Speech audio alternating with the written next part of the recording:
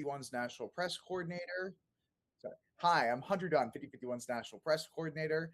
I'm here to help cover the August 11th elections in Alabama, Minnesota, Wisconsin, Vermont, and South Carolina. With me are my two co-hosts for tonight, Bloom from Connecticut and Hire, who is currently wandering about the streets of New York City. If you guys want to introduce yourselves as well. So my name is Bloom. I am a member of Connecticut 5051. I've been involved with the group since February of 2025. Seen us grow from like a really, really small group to a pretty powerful force. And I'm really excited to be here with you guys tonight and talk about what's going on with all the elections across the country. And I'm Haramus, We're live from starting to see Central the Park. results. Sorry. Keep Sorry. going. My bad. I thought you were on mute still. Sorry. I thought you were fighting like a bird. It's all right. But no, I've had a few difficulties finding a table. So yes, I'm Haramus. I'm live at Central Park, New York City, best park in the world. Just kidding. And yes, I'll be helping Hunter and Bloom talk about these results that are coming in many states. So Hunter, I'm gonna throw it to you now. Yeah, we have already seen results come in places like Connecticut, the House special in Alabama, although that is far from finished. Vermont, South Carolina is advancing to runoff between Lindsey Graham's wife and Ralph Norman. So I think we can safely put that one away for the moment. That's the South Carolina special election after Lindsey Graham beat Mitch McConnell in their foot race to the ninth layer of hell. Mitch McConnell seems to have dropped out of the race, at least for now. However, we're starting to get results in from Minnesota and Wisconsin, but we only have one district from Wisconsin in at this time. District 3 is 0.4% in, with Rebecca Cook in the lead over Emily Burge. However, there's a lot more to talk about before we get to that point when it comes to specifically, and forgive me if I'm wrong here, the Connecticut and Vermont elections, which we already have some pretty clear results from, although at least one race is still going in the Connecticut House.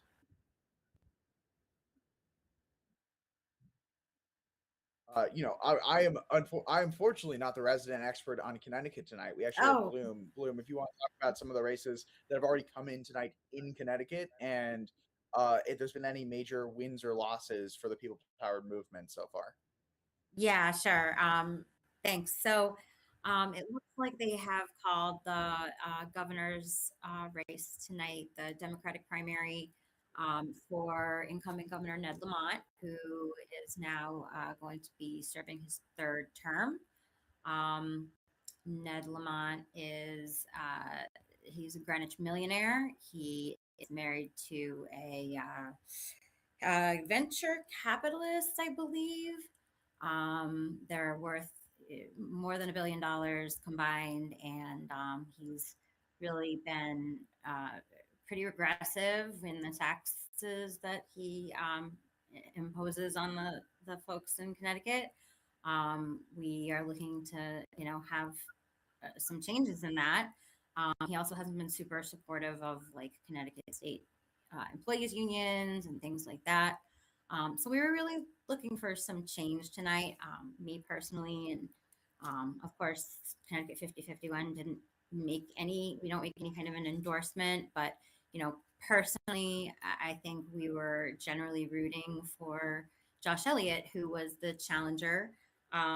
Josh was he's currently a state representative, and he had a grassroots campaign. He took no PAC money.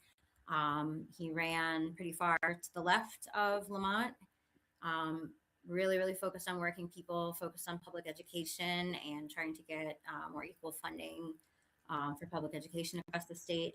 A lot of really exciting, more forward-thinking policies.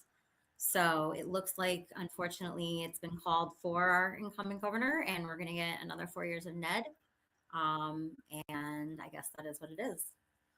Otherwise, I think the other really big, and this has not been called, but the Connecticut District 1 congressional race, which is incumbent John Larson, who has been in the office for 28 years, I believe, longer than my daughter's been alive.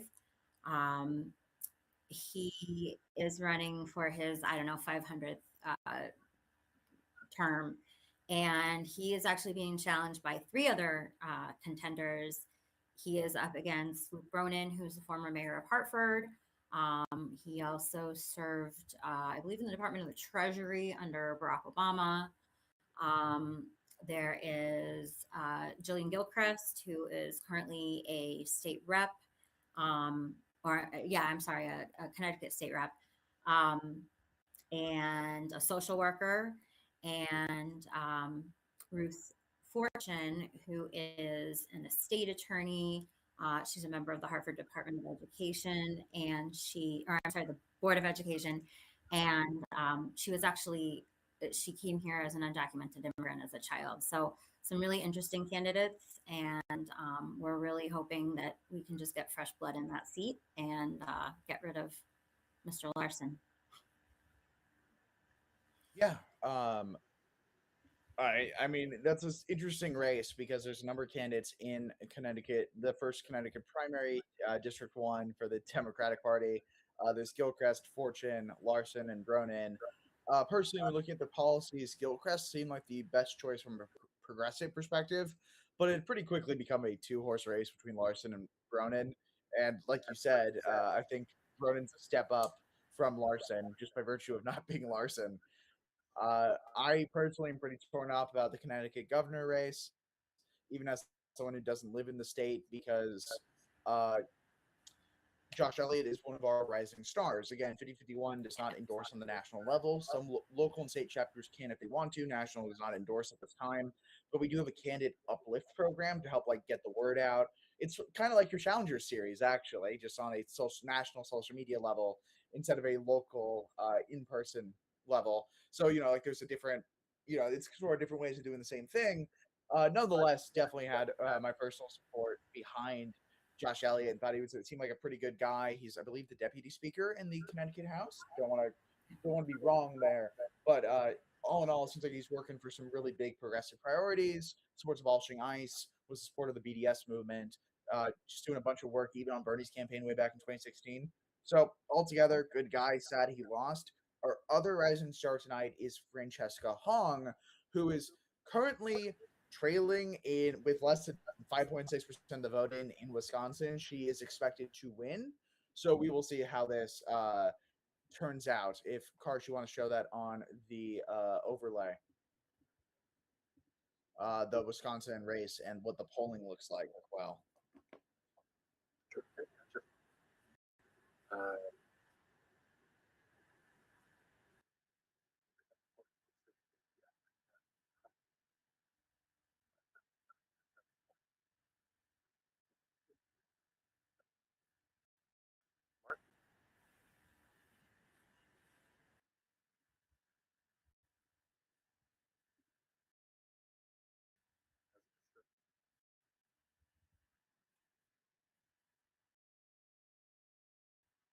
Which is not shocking that the market would react that way.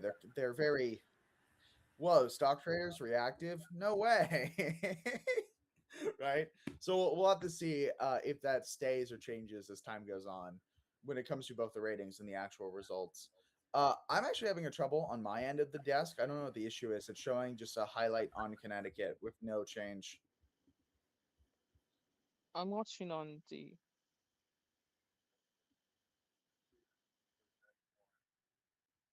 Yeah. Aha, that would be the answer. We have a fancy new decision desk technology, which I think Karsh can do more to explain than I can. However, dang, Bloom, your camera looks a lot clearer than mine does at the moment. That's really funny. Let me see if there's something on my end that I can do to potentially affect that. Wait, hold on. Well, Hunter. I'll be back in this moment. While Hunter is fixing things on his end, I can tell you that according to a decision desk, Amy Klobuchar has won the Democratic primary for the Minnesota governor.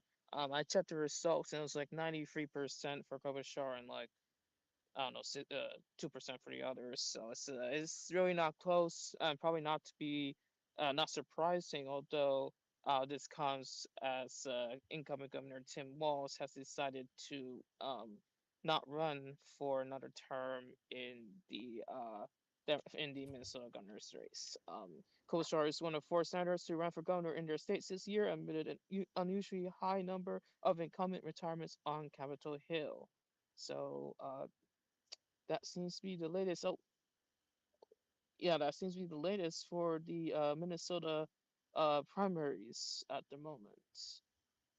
Yeah, and I think that's gonna be the most that we see for a little bit at the moment. I don't see any of the Minnesota House races in at all, although Flanagan is ahead in the, as you mentioned, in the Senate race.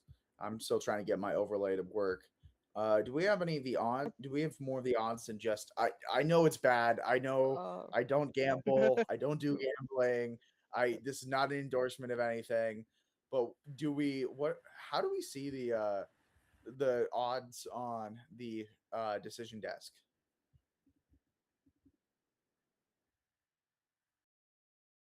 Market has a race for this particular primary, or it'll compare it to the November elections against the other party and their candidate to see if there's a chance for that candidate to have a better win in November than tonight. All right, so yeah, I don't know what the audience is seeing when we look at this, but I'm seeing pretty clearly Minnesota's the current standing between Flanagan and Craig.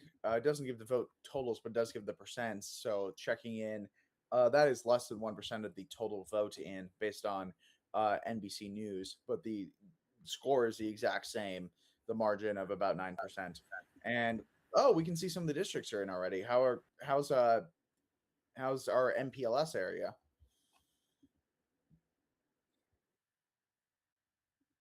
St. Paul is going here for Flanagan.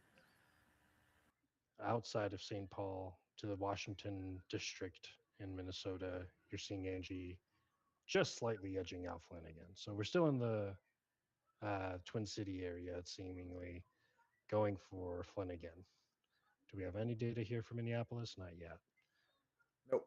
We're not going to have any for a while, I imagine. I don't know enough about. A friend had a good idea of making some video series about when how elections are counted, when we'll get results for things, because often people will like expect a result right away, and people were up till 2 a.m. for Abdul. I actually ended up breaking the news to a bunch of people in Michigan that Abdul El Sayed won the election, like a bunch of pundits and stuff, because it was going on so long they didn't know when it was going to get called. And I was, it's Pacific time, so I'm on my A game. It's 11 p.m. I'm at karaoke. I'm singing my heart out. I go check my phone because I got Kornacki cam going, and I see Kornacki go, well, and I'm like, he's calling it. It's called. And text people. That's how and I broke it faster than some of their own TVs did in Michigan. So I'm kind of proud of that one because it's a funny story. But some of these races are going to take a while to come all the way in, especially those where there is not any sort of clarity yet on the differences. Although Tom Tiffany is, running away with the vote in Wisconsin, as has been discussed, and he will obviously be the Republican nominee for governor. But let me see if any of the House races have been called yet. District 8's interesting toss up right there, and District 3 is not close. That's sad. I like Burge. Um, we don't have any data in for District 4 yet, but they clearly aren't calling any of the races in Wisconsin at this time because Mark Pocan is going to win re-election. He has 87.7% of the vote with almost 20% in. He's going to, sorry, not re-election. He's going to get not renominated because he's the current incumbent representative, but he is almost guaranteed to win his nomination, and he has over 85% of the vote share right now. I can't expect that will change. But nonetheless, they're probably being conservative by saying that we don't know how much of the votes are in yet, so we're not going to call it. Peggy's lead is gaining as she now has, there's now over 4% in. I'm trying to say, okay, Any idea why there's such a large gap between Larson and Bronin right now in the 20 in Connecticut? Because as someone who doesn't have as many insights on the ground, and there's been a lot of different races to follow, I don't know what maybe some of the major distinguishing forces when it comes to Connecticut voters, why there's a 20 percentage point gap between the two of them. I figured that Bronin's got a real shot, but that's a large gap. Yeah, that's a really interesting observation. I don't have any particular guesses at that. Um, Perhaps the Hartford area has come in pretty high numbers. I do expect that like Hartford and the Valley area around it will go heavily towards Bronin. I'm sorry if I said Larson. Heavily towards Bronin because of his tenure as mayor. He was known as a very successful mayor. He was excellent on with the immigrant population. He was excellent on public education. I think he's fondly remembered as a mayor. So that could be the case, is just the high numbers coming in from Hartford County. Yeah. I know he had the Mayor Pete endorsement and the Connecticut Democratic Party, which might be related. And if I remember reading correctly, because I was doing some research on both of them took a frankly heinous amount of PAC money, or there was a lot of spending in this race between the two of them. But the is it just age? Like, is it age and Bronin being popular mayor? Is like that the factor here? Because I know part of the, like we overrate ideology sometimes and underrate I guess vibes, for lack of a better term, like specific things that candidates are looking for outside of like who's the most progressive, who's the most conservative, because these two are so similar. This might be a good example of just the age, the rebellion against the gerontocracy, for lack of a better term. So maybe it's just that simple. Likable mayor, younger, more attractive to the voters in the district, and there's nothing else to it. But in some of these races, there's going to be a larger ideological split, like Wisconsin, where Francesca is gaining on Crowley as the vote tick keeps on coming up. How are people reacting to Hong right now? Let's see. Let me check on Blue Sky. Let's see how they're reacting. Which is an interesting I mean, if thing Holy to check. Market doesn't have confidence, then maybe the people might not have confidence much. So Crowley has overtaken Hong on Polymarket, 70% to 32%. Oh wow. That's wild, though. That is now. This would be one of the worst polling errors of all time, if that's what ends up happening. So hopefully, this is going to. I'm seeing people reacting, saying that what they think is going to happen is this is going to be another Abdul situation. Some of the, Hadrid Ali, some of the who's the editor of Left Hook. He's pretty good at calling this kind of stuff in my experience, but we'll have to see where it goes. But this could end up being closer after Barnes dropped out. There was a large percentage of undecided voters. Like there were more undecided voters than there were Crowley voters. And if a vast majority of them went from Barnes and Rodriguez to Crowley, despite Crowley's very bizarre text Twitter scandals, I guess would be the right way to put it. There's some weird stuff going on there regarding some very questionable comments made on an account that Crowley co-ran with one of his friends. Hard to say for sure who's responsible for what part, of course. Fact of the matter is, this could end up being a much closer race than the polling had it, because a large undecided may be swinging large margins. And they have officially called it for Representative Mark Pocan for District 2 in the Democratic Wisconsin House primary. He is almost certainly going to win the general election. He is going to be facing, actually, never mind. He does not even have an opponent in the Republican primary. There is no Republican running. So congratulations, Representative Mark. Unless the craziest writing candidate of all time happens, you will be winning. Amanda Bell is leading in District 6 over over Brad Smith. Do we have any info there? I see just 1% reporting from Civic API here. Amanda Bell is in the lead here, 51.5% to 48.5% for Brad Wait, oh, Smith. it's 1.5% with that little. That would explain. And Hong has just gained a percentage point onto Crowley. So she is now less than 3. She is now 3.5 points away instead of over 4, which she was earlier, which is a large jump. Um, Kelda Royce is going down, as is Brennan, which is that's sort of what's telling. The lower percentage Royce gets, the more likely that that went to Crowley as well. And how are we hovering in Minnesota? They have called it for Representative Ilhan Omar, who has 75.7% of the vote against 5 challengers with less than 3% in. That is a quick call. That makes sense. 5051 Minnesota endorsed Ilhan Omar alongside Jake Johnson and Doug Chapin. I'm not sure if it's Doug Chapin or Doug Chapin. I believe Matt Little as well. All of whom are either leading or have already had it called for them, which is just I think that's interesting, right? That they're doing very well when it comes to their endorsements and the way that the wind is blowing so far in these races. In District 7 and 8 have not enough votes in there to even make any sort of guess on where things are going to be going from there. Same with, to be honest, District 2, but that has more to do with the 6 candidates in the race than it does the percentage, because Matt Little is leading Klein by almost 20% of the vote. So we will have to see where that. Interestingly, Yep. Little has a 87% chance of winning that race even this early. I'm interested in seeing how much these poly market values actually shift up and down during the results coming out. That's quite a fascinating thing to me. Hey, can you go to Rice County for me in the Minnesota Senate race? I just discovered something. Rice County in Minnesota Senate. Which district is that? It is Rice. It's the Rice County in Minnesota. Let me find it. It should be the South Central area. So it should be like once you go into it into Hmm. Minnesota, which I can't see.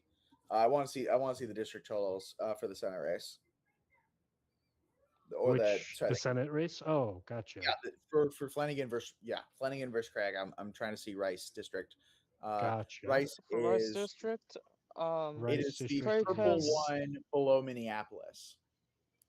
got it. I have it on. Angie Let me Craig is see. If you, leading yeah. 52.8 to Flanagan's 45.8, 25.5% in. That is a less than that is exactly a 7 percentage point margin in Angie Craig's home county. I know we can't call it yet, folks, but I think that that's probably the death knell, unless that number rapidly changes.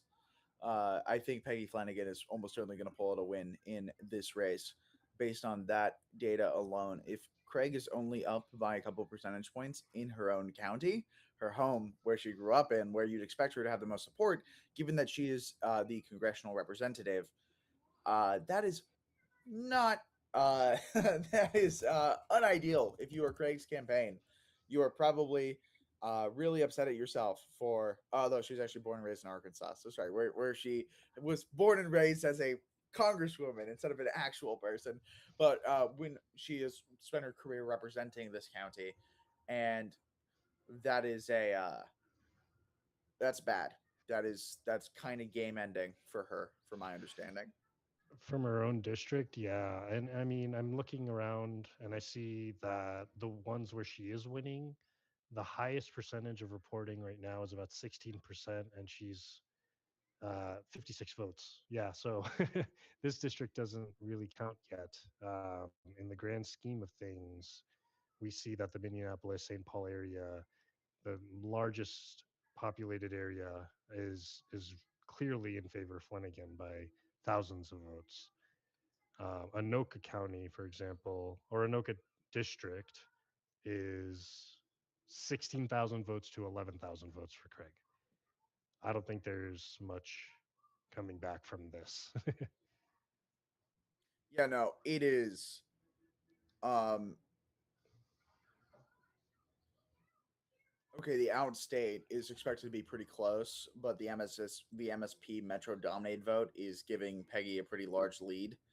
Um, and the votes coming in from Craig's district narrowly going for, oh, hold on, What's going on? that's crazy. We have a bunch more votes now from Craig's district. Uh, Rice. no, like her actual district as a whole, not just Rice. And that is I mean, Rice the is 42nd close. state votes Like, that just dropped in total went to Flanagan by more than they went to Craig. Guys, I don't think this is gonna go well for. Hold on. I Rice, don't think that this is. It's not just Rice. It's the temp district. Yeah, Temp no, district. actually, she closed the gap in all the districts. Like even in Rice now, it's less than 2%. Yep. Yeah, Minnesota's temp. Sorry, it is the hold on, and I might be saying the wrong. Angie Craig district. What district is she? She is the second district. I don't know how I did that. That's really funny. Let me see. Second district currently contains which counties? So we are looking at Dakota, Scott, Washington, Rice, and Le Sueur. Dakota is the largest share. So if we want to check out Dakota County, which should be right over there. Yeah. Yep. So yeah, that's bad. That's bad for that's really bad for Craig. Cool. Dakota County has Flanagan by Flanagan has 49.6%, Craig has 49.2%.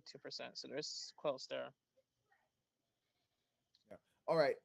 Yeah, I am going to while we're talking, and please everyone chime in because I'm going to start editing our congratulations to Peggy Flanagan for winning the nomination post because this is ridiculous, and this is going to continue being ridiculous. I think the way that this is going. Shall we call it out? Call the race, Hunter? So this is the first time that we've called a race really early, like way earlier than you should call it. I think this is game though. I think we're gonna call this a win for Peggy. Even if it gets closer, I don't think that Craig can recover. So we might see it trickle and then come down like we do with Abdul, but I think we can safely say that there is a 85% chance or higher that Peggy Flanagan has already won. So yeah, I think Let's call it a projection. Let's call it a projection from a 50-50 we can win call, decision. yes, I like that. Projection's good. We are projecting that she is going to win, but we are not calling it quite yet, just because there's going to be there was just a big drop of some votes from where am I looking for? There was somewhere that had a pretty large Craig, had some Craig momentum. No, okay, I'm crazy. There was not a Craig momentum that just happened. Yeah, I think that this is going to be. I should say, Yeah. Hunter, if Dakota County is dumping votes right now, then we should probably look at District 2 then. Well, Dakota is District 2. District and 2 District 2 is for Minnesota is going to be that is Little's district, and Matt Little is now leading by slightly more than he was before. Matt Little is amongst other things. Let me pull him up. Yeah, he is a former Minnesota Senate representative from 2017 to 2021. I am unclear on whether or not he lost to a Republican in 2020, but he has been pretty progressive. He is, amongst other things, he has called Israel's continued campaign against Gaza a genocide. He supports Medicare for all. He wants to end U.S. military aid and weapon sales to Israel. He is a big fan of the U.S. child tax credit. I believe he wants to abolish ICE and replace it with a agency that actually acts in accord with the U.S. Constitution, which is not full credit on abolish ICE, but that's pretty close. He also has a very good stance when it comes to not taking any corporate PAC money and standing for the overturning of Citizens United, which is the court ruling that probably ruined our democracy. For those in the audience who are unfamiliar, that's the one that allowed for basically unlimited spending by political action committees followed by Buckley versus Vallejo, which made it even worse. But functionally speaking, this allowed for corporations and election communications by corporations, labor unions, other organizations in a 5-4 ruling that because of corporate personhood, corporations have free speech rights to spend a whole bunch of money on elections, which is not great. Not great, Bob. Don't mean to interrupt, Hunter, but we just got some news from the Connecticut First Congressional. NBC News is projecting that Luke Bronin has won the Democratic primary. He has defeated Representative John Larson. So, Bruin, I don't know if this is good news for you, but if it is, there we go. Yeah, yeah. No, thank you for the update. I was trying to get an update here on my phone and not seeing anything. That is good news, in my opinion. I think, while Luke may not have been the most progressive candidate out of the four, I definitely think he's an upgrade. I think, if nothing else, he has the guts, for lack of a better term, to stand up to Trump. And I don't think Larson ever really had any intention of putting up much of a fight over anything. So, Which is funny because one could argue that Larson tried to run slightly to Bronin's left on issues like Social Security and advocating for the permanent expansion of it. He was trying to push a I'm a progressive fighter angle, but it seems like after decades of him in leadership, Connecticut didn't fall for it. So, yeah. congratulations to. I don't know. I think when is Connecticut one's PVI? Sorry. I'm just double checking something to make sure that I am correct about the lean. Oh yeah, C+12. Congratulations to the next congressman in Connecticut, Luke Bronin, because you are not losing the general unless something crazy happens. Right. Because that's a crazy PBI score. That is very high. That's a very blue district. Are there any remotely red leaning districts in Connecticut? Yeah, it's interesting. Connecticut is like a really more purple state than you would think. I don't know if there's anything that district by district is red, but we're a lot closer to 50-50 than people think of us. I mean, the last time you guys had one was the 4th district, which has actually the PVI is +13. What is the yeah, let me look at the Connecticut delegations here. I mean, that's Hymes's district, which I guess isn't that chunking. Yeah, how are we doing with historically election results? 2006, which is District 4, D +13. Joe Courtney's district is the closest to being conservative, by the way. District 2, which last voted red in 2004, but has been oh no, actually District 5. Yeah, a lot of these, which is weird. Apparently, the most recent one to vote vote red was back in 2006, District 4, but District 4 is now the most progressive district according to the CPVI, which is the Cook-Parson Voting Index, which isn't a great measure, but you can use it to compare between other ones. The least progressive one being Joe Courtney's district with a D+4, which I don't know if you were going to rank the congressional representatives in Connecticut. I'm not sure you would say that Hayes is the least progressive one and that Hymes is the most progressive one. That sounds wrong. No, that would be very, very wrong in my opinion. I would say Hymes is probably the least progressive of all of them, with his recent, votes in favor of the surveillance state. You hear that, Connecticut? Okay, if you're in District 4, I know the primary election's already over, but there is a general election where you could vote against Hymes and for a progressive candidate if you wanted to. I'm not advocating for it. I'm just saying it's an option. Because if you're the most progressive district in Connecticut and you have Jim Hymes as your congressman, that's like a California congressman. That's how bad of a dissonance there is there. And I'm a Californian, so I say that with the hate in my heart that Robert Pattinson had when he said the word beggar in Odyssey. Like that's how I feel about California congressional representatives on a whole, as a general entity. Although we're starting to get some better ones like Latifah Simon and Ro Khanna when he's on the better half of the Ro Khanna cycle, and hopefully we can add Randy Villegas and Angela Gonzalez Torres to that number at the end of the cycle. But those are both going to be very tough races to pull out. So hey, that's too much general election previews. Okay, I've been yelled at for spoilers before, so we should probably go back and check in on the Wisconsin's districts. And District 4 has been called for Moore over Donahue. I believe I recommended Donahue. Let me double check myself. I did recommend A.B. Donahue, so that is unfortunate. I'm not. Oh. That's not like a prediction of who would win, just who I think is a better choice from a New Deal perspective. And so hopefully Moore ends up surprising me. And I believe this is a more conservative district. Let me double check that. District 4. No, Yeah, this actually, is Karshi, Milwaukee. This is Oh, the yes, Milwaukee district. Yeah. this is a very progressive district. You are right, and I am wrong. Gwen Moore is the incumbent. She is one. She is, amongst other things.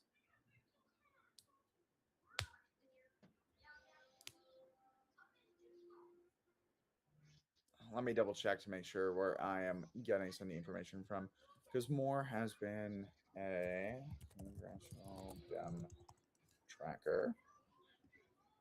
We got some results from the Republican Senate primary in Minnesota. Oh, what's happening there?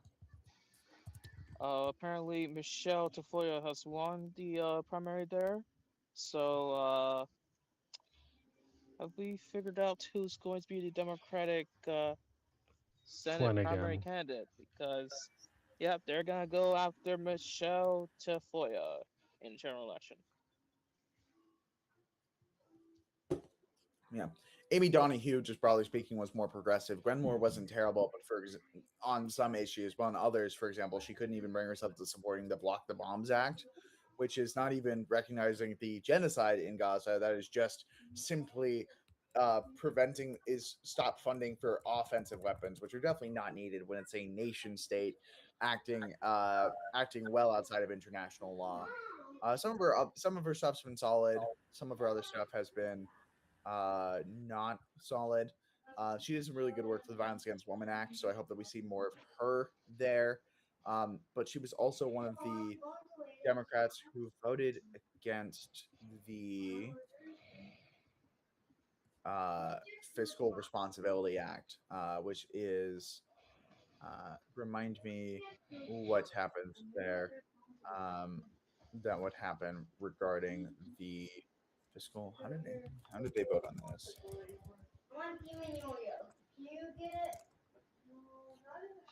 So we got some background noise.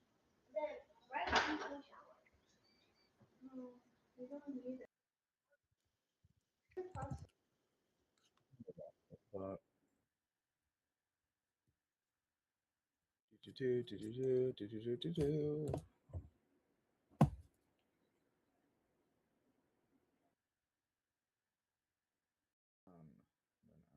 for.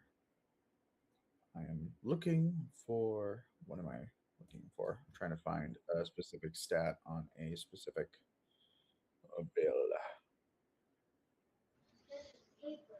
Yeah, while you're looking that up, Hunter, I'm tracking this Crowley Hong race, and it's a difference of Okay. 0.6% right now. It's getting more even, So and it's up to a she's million gaining. traded. The Hongmentum is returning. The Hongmentum has returned, and it's now market value Yeah. trade is 948K. Like it was 700K this morning. So wait, the market value in this case is jumping. That sounds like an improvement. Yes. It's been 200K more additionally added to the market in the past hour. Oh, what's the current percentages at? 59% Crowley, 42% Hung. So it's starting to even out. You can see that she's making a comeback.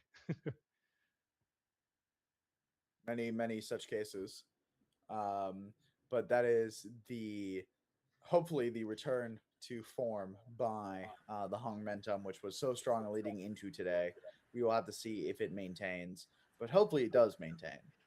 Um, However, something that we are going to see as this keeps going is we are going to see the Michigan Senate race has basically remained stable at this 7.7% difference mark between the two.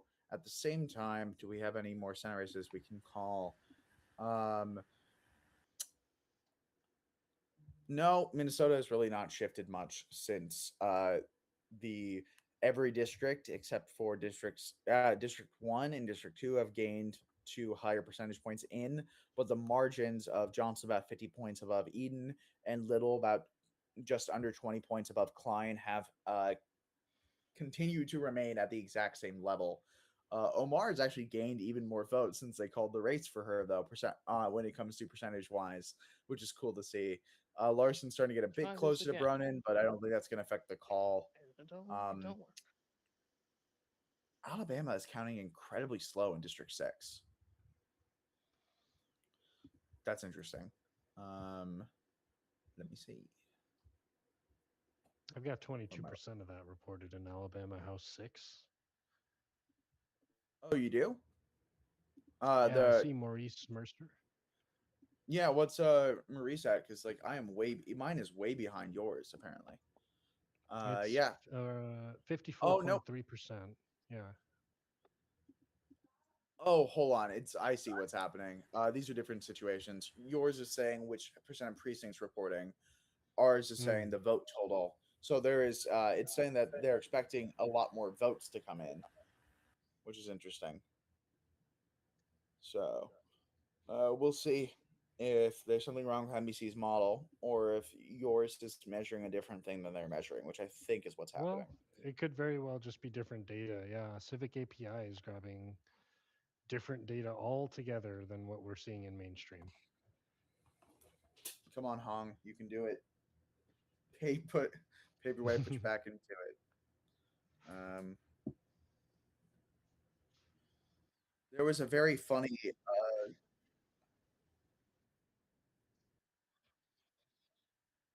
Yeah, gotcha. Cool, cool, cool. But before we do, we probably should wrap up once more on Connecticut. Let me see. I believe none of the other major races were contested when it came to Secretary of State, Attorney General, and Lieutenant Governor. Right. Yeah, hold on. Secretary of State, Attorney General. Something I know is that there was some discussion in almost every race around the country this year about AI data centers and moratoriums, regulations, the whole 9 yards. What we should do, how we should handle the rise of AI and the infrastructure around AI being built in different congressional districts around the country and also at the state level. When it comes to Connecticut 5051, and whether it's electoral, non-electoral organizing, what is that like anti-flock movement and anti-AI data center, or at least pro-regulation movement? How has that affected your guys' organizing over the course of this election cycle? So we found that that is one of the most animating topics. The two combined flock and the data centers. That's really out there, and those topics touch people's individual communities and homes and your home value and your bills that you pay and the air that you breathe, and people really see it as personal. And so you have people coming out who are not usually involved in any kind of a political movement, and we're seeing like town halls be packed.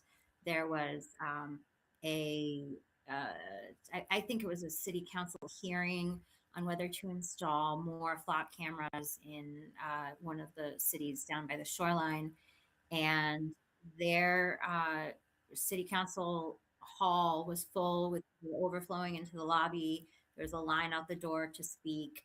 I think they were there for something like 4 hours. So people are really getting involved, and we are working with several other local organizations right now to see if we can kind of take some of the town by town efforts, bring people together and try to really mobilize across the state and get everybody coordinated and find best practices to just make it easier for you to, know how to challenge these things in your town or city. How do you write FOIAs? How do you, find out who to contact to get documents? How do you engage with your city council? So I think that's become a really large part of our conversation. Certainly, it's out there in every community right now being talked about. 100%. And we're seeing the same thing in places across the country, right? Like, I don't know as much about this because it's not in the part of California I'm Hello, in, but can you hear me? Ridgecrest 5051's done a lot of really good work involving this. I know that there's been the deflocking. Massachusetts 5051 has actually been instrumental in developing some of the deflock strategy that has spread to other states across the union. So we're seeing a lot of emphasis being put on those strategies, and hopefully this can lead to more pressure on congressional representatives and candidates across the country to adopt reasonable positions on this, which is that we do not want a few tech billionaires dictating the rest of our lives, because and at the same time getting massive tax breaks to do it. So obviously there can be different minds around how these regulations and how what it looks like after the moratoriums, but there needs to be some sort of real slowdown and deliberation by actual representatives of the American people, not just representatives of corporate interests and white supremacy making these decisions. Ideally, as direct a democracy as possible after, and not just closed door city council meetings. So thank you for your guys' work, just at the chapter level, not just when we're talking about these issues, but when it comes to anti-ICE, mutual aid, mass protests, no kings, and everything else that's going to keep coming our way, because we need to keep building power in all 50 states around the country if we really want to fight back and win against the rise of fascism in this country. So thank you so much for joining us today, Bloom. Yeah, thanks for having me. It was great to meet y'all. Yeah, great to meet you as well. Good night. Bye. Hire, I saw you disappeared for a second. What's up, man?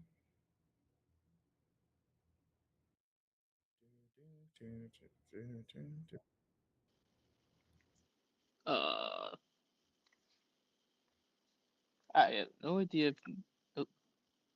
Harsh, are you speaking by chance? Uh, because I can't hear you. Sorry, folks. I can't hear anyone. I'm just gonna mute.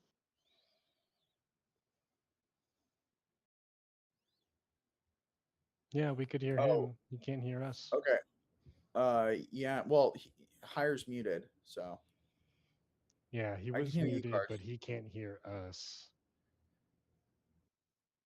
Might just want to kick him out and send him back in. Yeah, we tried that. Fun stuff. Anyways, while that's happening, can we pull up can we pull up the results in Wisconsin, please?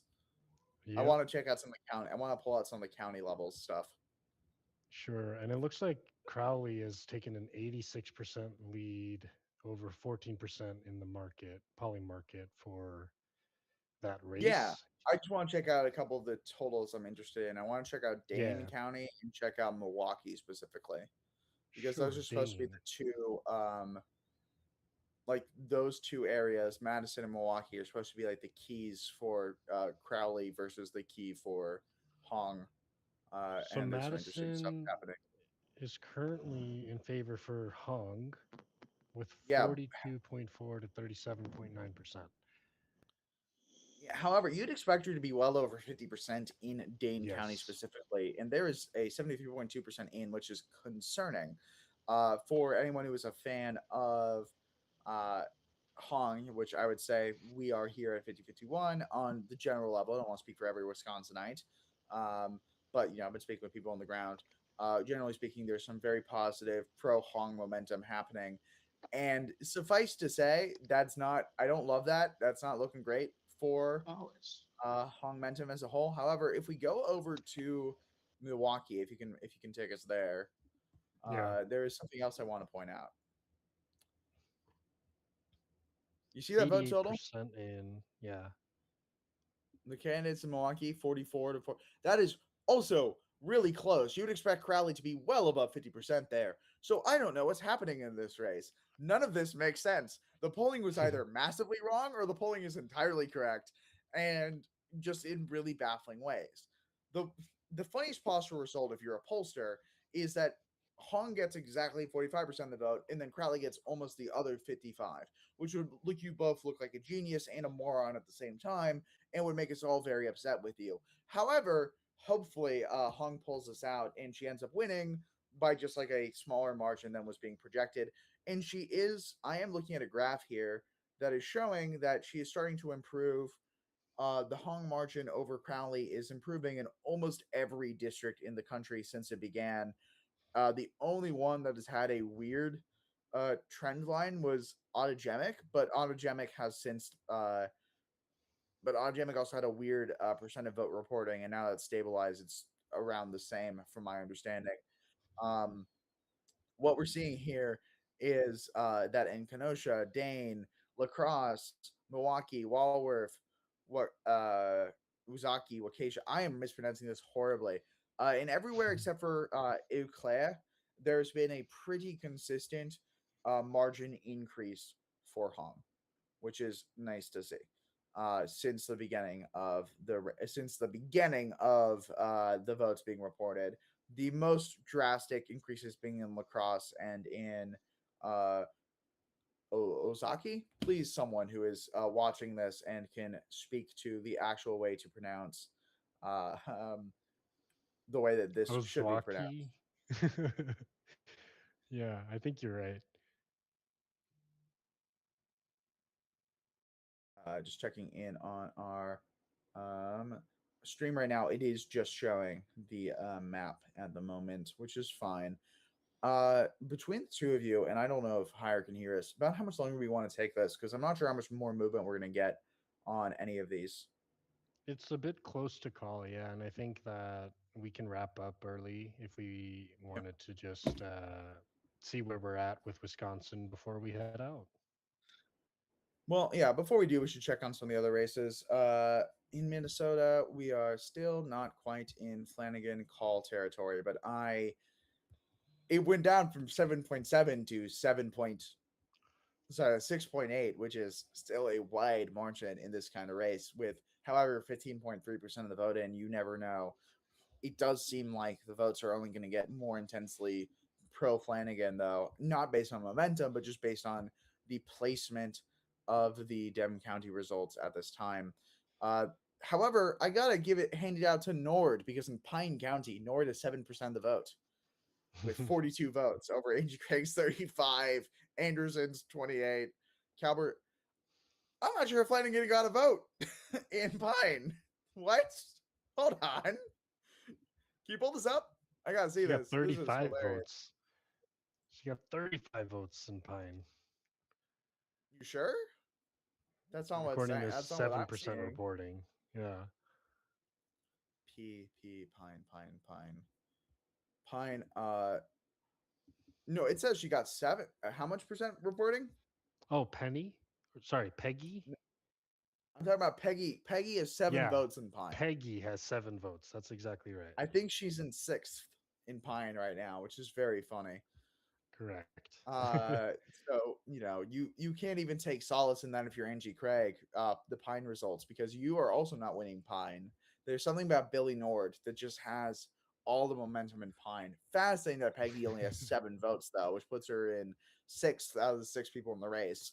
I don't know if that's just like a weird ballot total, or if there's like maybe Pine's like really conservative. It could be anything, but like I don't have a theory of mind for what's happening there. That is fascinating. Looking at some of the other districts that have a bit more votes in, Flanagan is, Dakota. Flanagan is just behind in Dakota by less than a percentage point. In Rice, Craig is a little bit ahead. In Rice, Craig is less than 1 percentage point ahead of Flanagan. In Le Sueur, there's a much larger margin, but there's less voters there significantly. in most of the other districts, even in a lot of the outer districts, they are shockingly pro Flanagan. Like maybe I'm wrong, or maybe I'm misunderstanding Nobles' demographics here, but Nobles being 20 points for Flanagan above Craig with 42% in is surprising. And Lincoln, there's a dead heat between the two of them, which is fun. Some of the larger counties, the largest county for Flanagan right now, I believe, is Anoka County with 91% of the votes in. Flanagan has almost 20,000 votes at a 58% vote share. So we are seeing some interesting, very interesting results. And also, I should note when it comes to Ramsey and Washington counties, which are part of, which is Ramsey is St. Paul, and Washington is the one on the coast right next to St. Paul, and Hennepin, which is Minneapolis's county alongside Bloomington. All of those have less than 1% of the vote in. Once those start coming in, I think once we get a lot more from Hennepin County, then I think that this will be a very callable race very quickly. So I think probably the pollsters are waiting for one large ballot drop from Hennepin from Ramsey. That would be my guess when it comes to the county. Yeah, how many people are in Hennepin County? Yeah, Hennepin County's got 1,281,000 people in there, followed by population size, followed by Ramsey County, which is 541,000, and Dakota with 457,000. So right now, Craig is barely winning Dakota. Flanagan's running away with Anoka, and Anoka's done. Ramsey and Hennepin, Flanagan's leading both of them, but there's basically no votes in there. So assuming that that goes the way we expect, I think that's probably going to be points that match for Flanagan, which probably makes Indivisible feel very happy tonight. Just I think that was their big endorsement of the night. I mean that in a positive way. I like Flanagan. Flanagan's on my list, and Hong is within 0.7 points of Crowley. With 63.6% of the votes in, there's 279,000 votes remaining, and Hong Momentum is coming back, folks. It's coming back. Geo Coldwater's asking, curious what led to both Michigan and Wisconsin having the races being much closer than expected in polling. So Michigan has historically had bad polling. Let me check on Wisconsin's polling off. Wisconsin polling is often off. What is happening there? I wonder what is special about. You're right, Wisconsin and Michigan. It's weird that their polling would be so off because when you consider that they are swing states, there'd be a lot more effort put into it. So Wisconsin historical polling margin of error finds almost half Democratic voters undecided.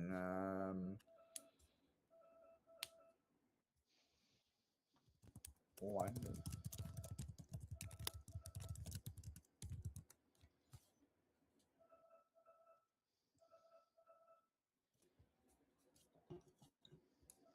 Actually, there's a pretty easy answer for Michigan.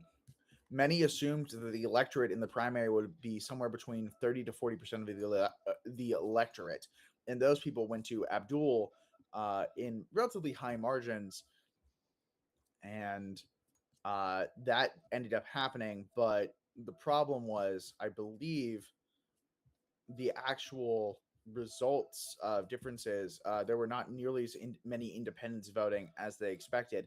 So it's possible that the same thing happened in Wisconsin, which would mean less young people probably showed up than expected in both races, but independents as a whole are going to have their own situation there, because there was a primary poll that missed by 12 points. That is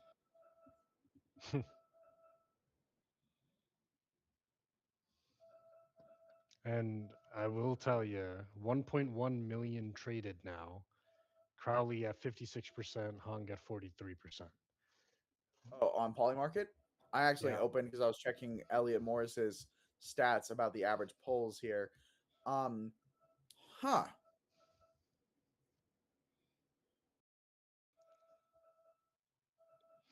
The average poll was off by 13 points in the margins between the top two candidates, in Senate and governor primaries going back to 2014. The And about 20% of the time, the candidate trailing the polls won outright. So polling in primaries is harder because there's a very differential non-response bias, which means uh, there's multiple ways that this could have gone. One Mhm. is that maybe the rural lower income white voters that were reached were more in favor of progressive voting than is representative of the wider population, or that another group, i.e., black people, were polled and their polling was less reflective than it actually turned out to be. Let me look at the Flanagan polling though. Flanagan versus Craig polling, because let's see what's happening. Now, obviously, mid this is mid election counting, so this means less than nothing when it comes to how accurate the polls were. But let me look at Flanagan's leading roughly 42 to 38 in the polling averages, and right now Flanagan is leading. See, let me see. Show me. Is leading by 6.8%. So that's a much smaller difference in margin, but that's still a pretty large margin difference. Remember, 13 points is an average here. So although polls might be getting more accurate over time as a whole, that's not going to be much help in any of this situation, because it could be off from anywhere from 13 points to well over 13 points. Did anything change in Dane? Oh, Iowa County has Rodriguez in first. That's really funny. I Not don't much know change what in that. Dane. Hung is still 43%, but Crowley fell in Dane Milwaukee, though. He lost in margins, which is interesting. What happened Milwaukee, in Milwaukee? Francesca is only 1% down from Crowley. Was that there? How much it was before? It might have been Oh, Ashland just 83 came in point. with its 20th. Yeah, that doesn't change anything. Um, Let me look. Let me see. Where is Milwaukee? Wait, let me see it on yours. Do you have it pulled up? I do. Oh wow, that is, yeah. That has not changed much. Market is really close. Polling average in uh that's interesting. The polling average for in November was saying that everyone except for Roy's would beat Tiffany. Yeah. People were really overestimating, I think, some claims about Hong's, and we didn't put ads there, Geo. Um, yeah, there's a lot of undecideds in the primaries, as you noted. It's also possible that there's a really bad differential response bias in Michigan or Wisconsin, that there's something about Michigan or Wisconsin that encourages more progressive people in a certain demographic to reach out and claim and stand by who they're going to support. Now, that doesn't necessarily mean much of anything on its own, but I would suspect that one example of this would be um, white working class bias, or just a collective polling miss. Although Michigan did not really have high quality polls until a week ago, and those were an outlier to the questionable polls beforehand. So There's nothing like live results, Hunter. yeah, I now we are 0.4% difference between Crowley and Hong. Hong is definitely making this momentum, this Hong momentum, real tonight. So, on that note, what do you say? I am, maybe we can ride this out and see if we can get Hong to inch above it before we finish for tonight. I am very fascinated by this. Uh, and I definitely don't have any stake in this at all. As someone who has met and likes Hong, I definitely don't have any bias here. I just want to see a good race, a good solid race between good solid candidates. I'm definitely not making a blue sky post coping right now saying Hong Mentum is returning right now as we talk. That's not what's happening. Are there any races, because you know more about what's going on with Paul Rev than I do? Are there any big endorsements that you guys have that we haven't really covered yet? It's hard for me to say because I've been on hiatus. For everyone who doesn't know, I'm a co-founder of Political Revolution, a PAC that works to help progressives get elected across the country. And this endorsement cycle, we did select several candidates across the country. I'm not sure what is relevant for tonight. I did not have that link in for this stream, so I apologize. But really, Hong is the central focus of progressives these days for today, right? And I know AOC and Bernie didn't actually endorse her, which is an interesting thing.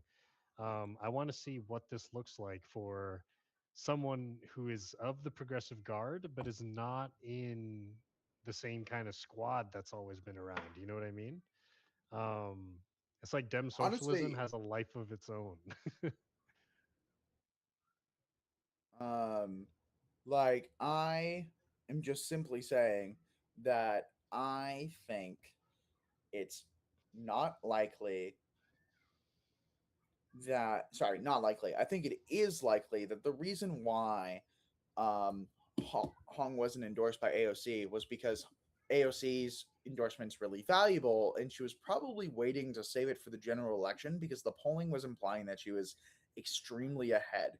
Now, Yeah. in defense of the polls, because I think the polls need some defending before we beat them up too much.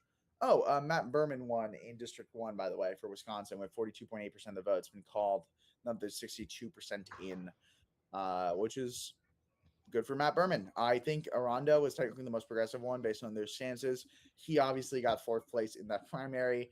Uh, Now, most progressive based on their stances doesn't always translate to most progressive based off of overall candidate package because we're only covering a couple policies and it's only what they have on their website or can easily be found on social media. So it tells you very little about the overall perceptions of the race.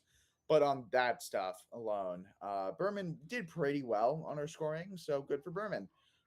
Moving back to there, you are right that Hong is sort of the central focus today, and I'm sure I have some friends up in Madison right now who are. I should probably check my signal and see how they're doing. Um, She took back over in Polymarket 56%.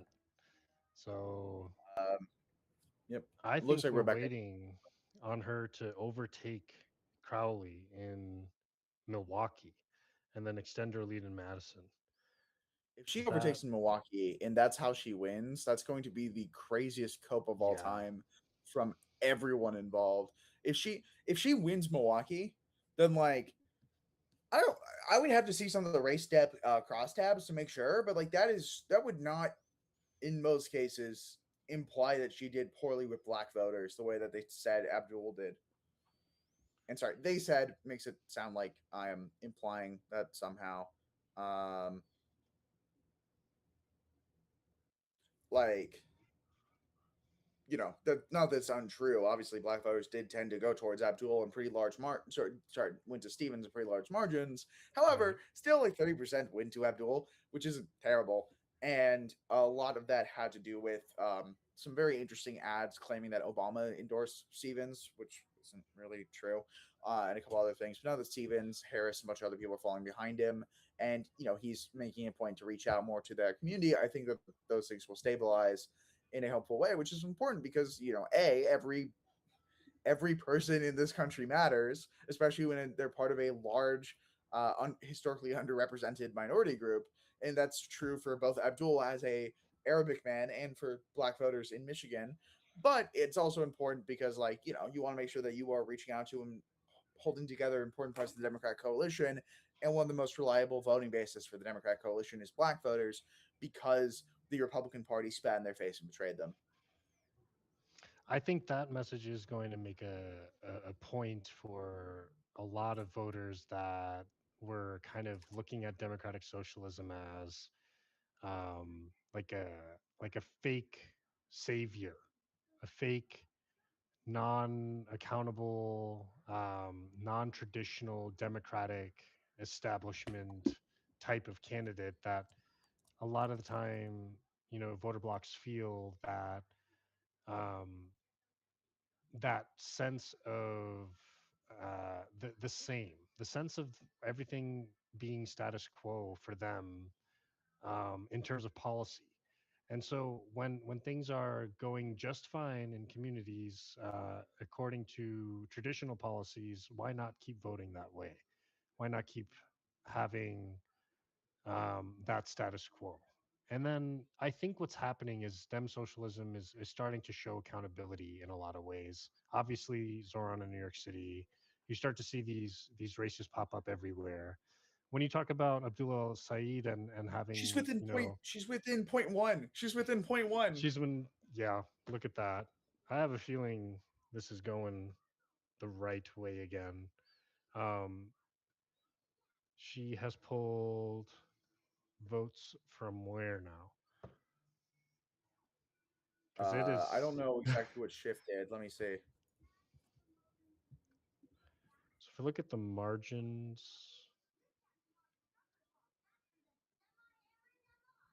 I wish I could see like if there's like a way to drag and like show what changed. yeah, I was gonna add that feature just as you said it. What I can see here, I have a margin graph, right, that shows how color coded wise, how much David is leading versus Francesca leading in any given district.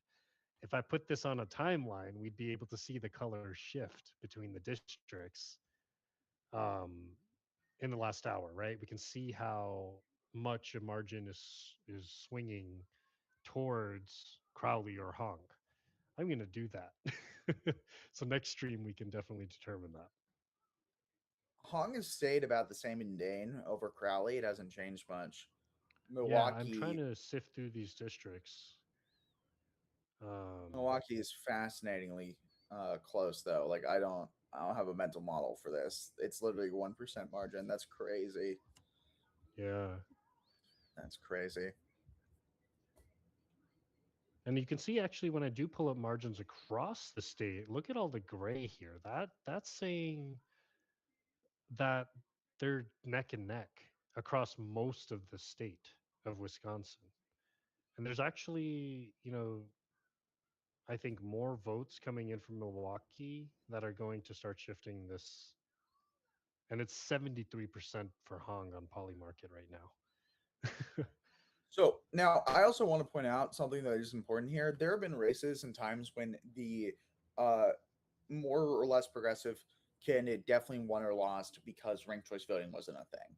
And there was some Mm. danger of that happening here, where Hong would win by a much larger margin than we're seeing right now. No matter how this ends, and because a bunch of candidates split, and those candidates together added up to closer to 50% than Hong got, which would imply that in some sense the voters revealed preference if you assume that uh, people would have coalesced behind one of those candidates. In that case, definitely would have settled. Uh, yeah, which is not necessarily a good assumption to make. In a lot of these cases, you can't just assume that people would necessarily coalesce. But like there's um, amongst other cases, there was a situation in Illinois District 9 where the difference between specifically Kat Abu, who was one of 50/51's first ever rising stars and a very popular progressive nationwide, lost to Daniel Biss, who's also a progressive, just not as progressive, more of a Warren and less of a Bernie, where Kat was more of a Bernie. I think we're in a safe space now. Whoever's watching us at like 7:28 p.m. PST, hi, my name is Hunter Dunn. I am a leftist. I'm a card-carrying member of the Hey, Democratic Socialists of America. Okay, so like look at that. Katabu is also a leftist, where Daniel Biss is more of a liberal. And here's where I take out my Working Families Party. Yeah, he's a progressive, he's a liberal. I take out my Working Families Party membership card, but for some reason I don't have one. So I'm just gonna put in my Hamilton up there. Okay, Daniel Biss, Kat Abu, it's hard to aim this. Cataboo, Hadestown. Hadestown more leftist in my opinion. It's I think it just went out theater, so you should definitely watch it as soon as it uploads to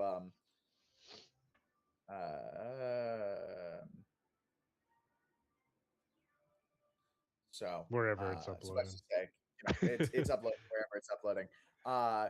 But the difference between Kat Abu and Daniel Biss was smaller than the amount of votes that Bushra Amawala, a progressive candidate about as progressive as Kat, got. So it seems like that almost all of her voters would have gone to Kat, which means that she probably beats Biss. However, we don't know that for sure. But it is one of those like big what ifs. Like what if Bushra endorsed Kat and dropped out?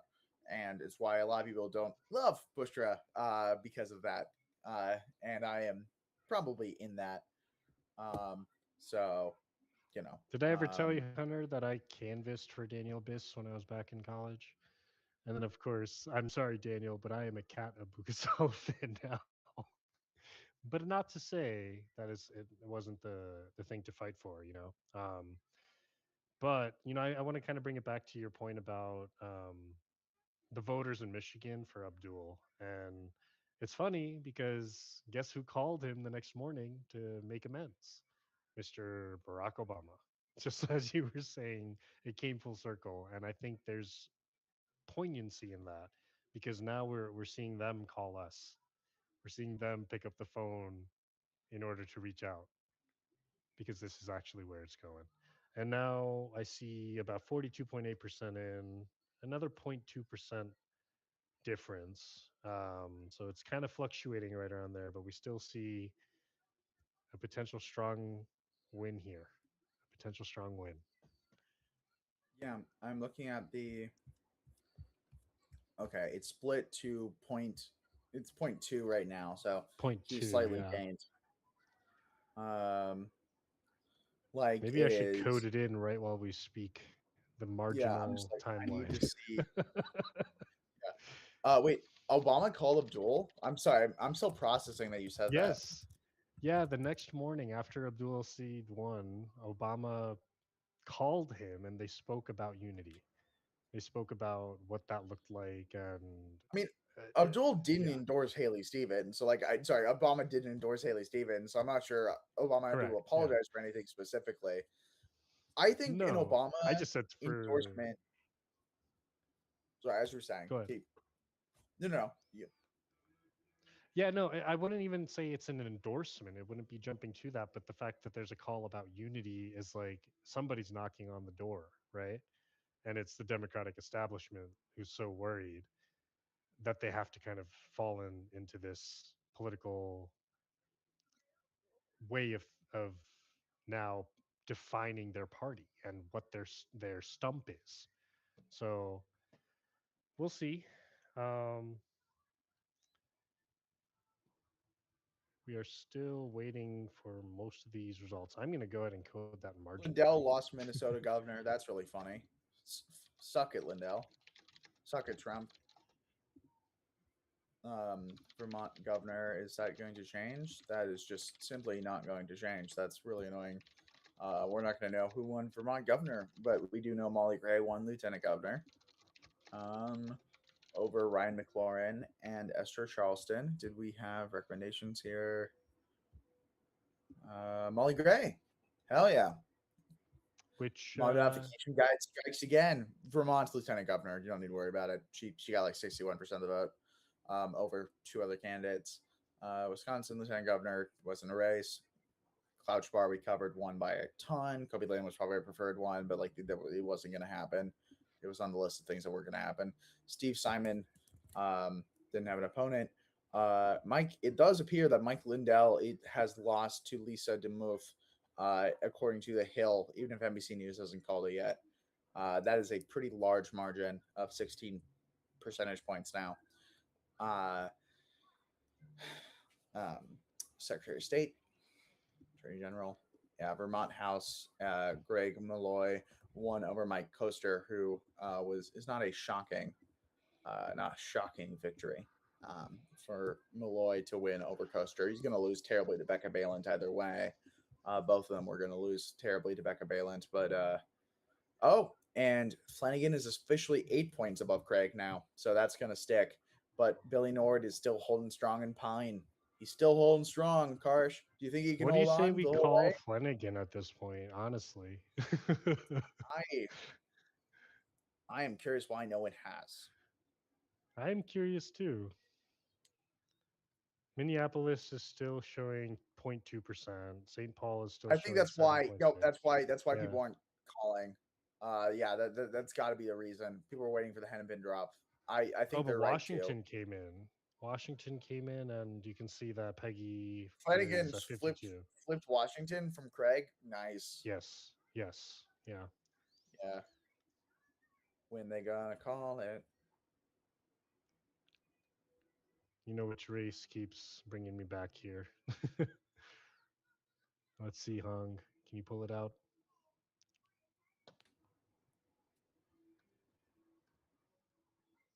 0.5% difference. They're dead even on Polymarket, 53 to 49.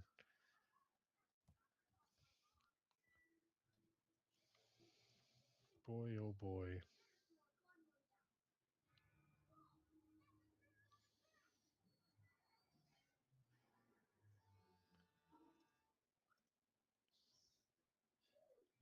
Yeah, I'm seeing some arguments on here that most of the votes that say Milwaukee are from the city, though, which could be an explanation for why Hong is ahead as she is in Milwaukee, or not ahead as she is, but doing as well as she is.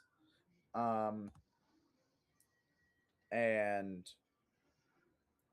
someone has pointed out, I like this take from Micah on Blue Sky, that primary polling is extremely hard, but the one thing that he's taking out of the polling misses is that in the El Zayed and Hong races is that the claims that this person will lose in the general election are still really convincing to a large part of the Dem electorate, regardless whether or not it's true. So claiming that progressive candidate has a harder chance of winning the general is telling in those cases. So just trying to figure it out. Hmm.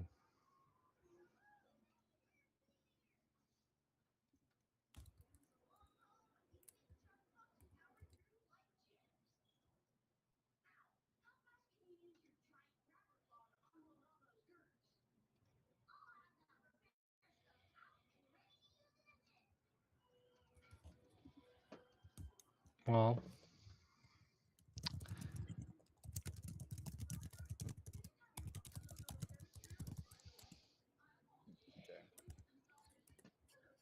I am getting this margin scripted out, this margin trend map, and we'll be next on the next level here.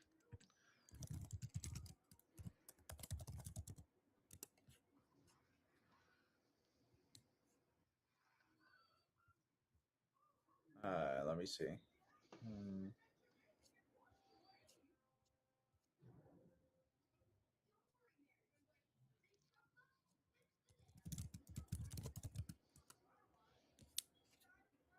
Expected Yeah, votes is an interesting statistic. Yep, it's an important one too. Let me Yeah. look at the expected votes and stuff. Let me see. Where are we doing now? Okay, he went up a bit to 40.5. She went down a bit to 40. It seems like the big districts aren't moving at all right now. It's just little ones dropping, and those little ones are going to favor Crowley. So yeah, there's not going to be a big call. If Hong wins, we're not going to hear the drop yet. So I think we got to call it. Not the race, just I think Peggy Flanagan is winning. Yeah. Is winning the election. I've seen enough personally.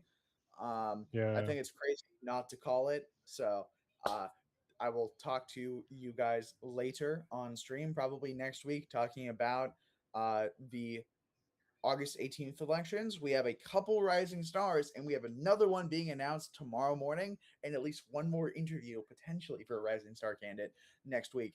So we are going to not just progressive eyes Florida, we are going to 50-51 eyes Florida. Inshallah. Oh yeah. All right. All right. Great to see you, Karsh. Thank you for getting all this tech stuff set up this time. This is much better. And it's also great to have your commentary on as well, because if not, I am just screaming at the void. And that is entertaining for, I'm sure, a small subset of people, but it's not entertaining for myself. So, and you know, you've been doing a lot of this electoral work for a long time. So you have some of the insights that very few people that we could get on this might have, in addition to being a tech wizard. So, It's always good to be here, Hunter, and we'll make it even cooler next time. Yeah. Thank you to our loyal audience who managed to find out this was happening despite us not telling you guys. You weren't supposed to show up. So we're happy that you did. All right. Bye, y'all. Panic on the brain, world